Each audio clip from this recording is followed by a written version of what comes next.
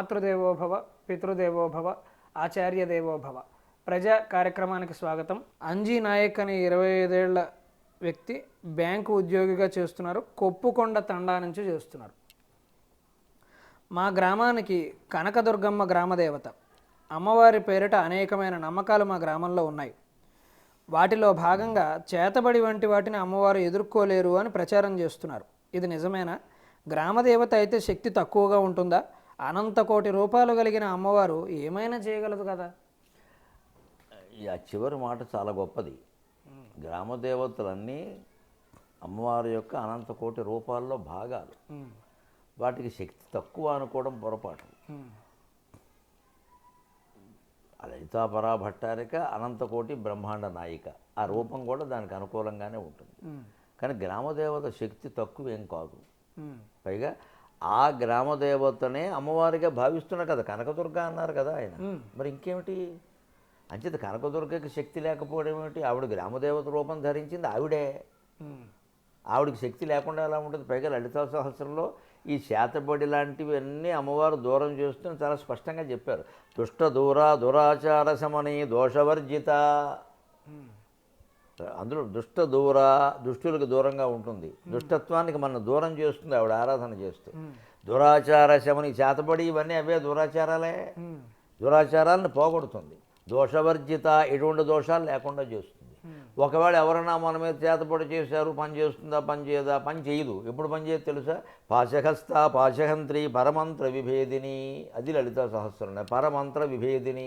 ఎవరో మన మీద మంత్రప్రయోగం చేశారు, అదే కదా వీళ్ళు చేతబడి. అది సగం కాదు, 90% గుడ్డి నమ్మకం. ఈ చేతబడి గురించి అంత ఆలోచించక్కల. దానికి అడావుడు ఎక్కువని అసలు తక్కువను. 90% అని ఎందుకు అంటున్నానంటే మనిషి మనస్సును బట్టి ప్రభావం చూపిస్తుంది. మనిషి మనస్సును బట్టి. నా మీద చేయమని ఎవరు నేను చేతపడి చూస్తాను, నేను కుదరదు. పని చేయదు అది. ఎందుకంటే ఏం జరుగుతుందో వాళ్ళకేం తెలుసు. పవిత్రం అనుసంధాయ చేతస్మరతి నిత్యశః నిష్ఫలాస్తత్ర శాపాద్యాః శిలాయామివ సాయకాః.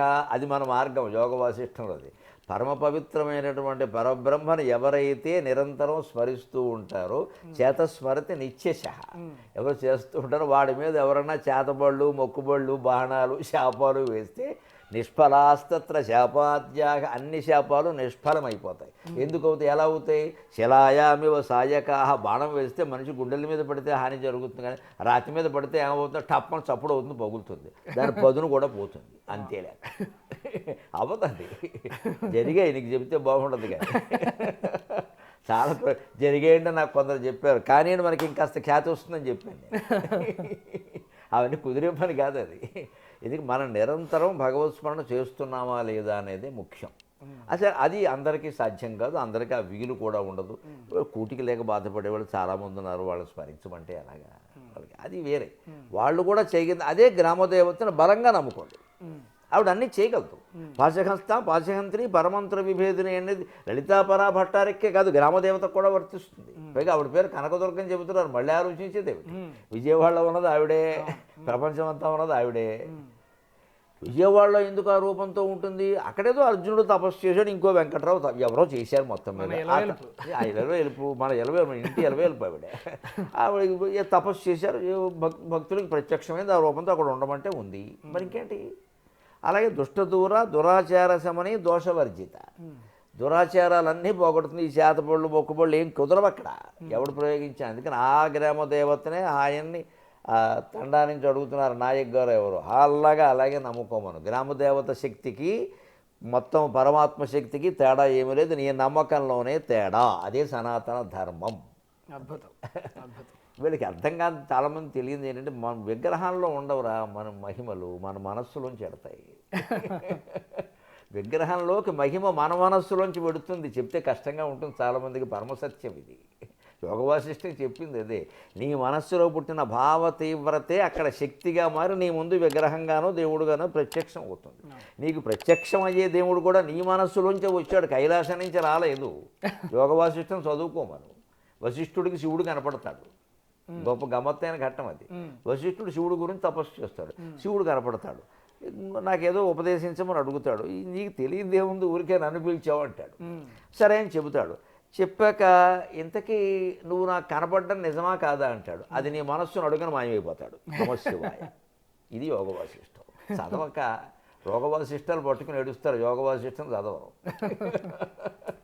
అది నీ మనస్సును అడుగంటాడు, కనపడ్డావు అంటే ఈయన అడిగాడు, కనపడలేదు. అంతకుముందు అడగలేదు కాబట్టి కనపడ్డాడు.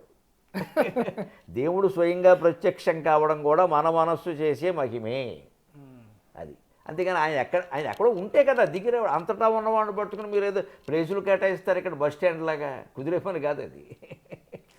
అది అంతే. మనస్సు పరిపక్వత చెంది బలంగా ఉంటే గ్రామదేవత విగ్రహం కూడా హాయిగా శ్రీమన్నారాయణమూర్తితో సమానమే. ఏం దాంట్లో తేడా చూడద్దు అసలు.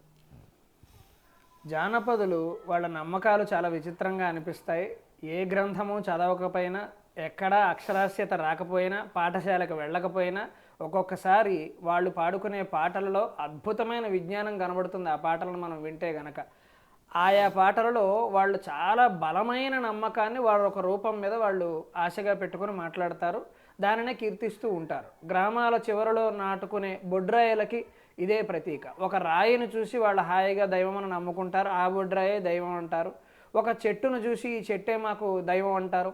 ముఖ్యంగా బాగా ప్రాచీన జానపదాల్లోకి పెడితే సూర్యుడిని, చంద్రుడిని, ఆకాశం నుంచి కురిసే వర్షాన్ని దేవతలుగా భావిస్తారు.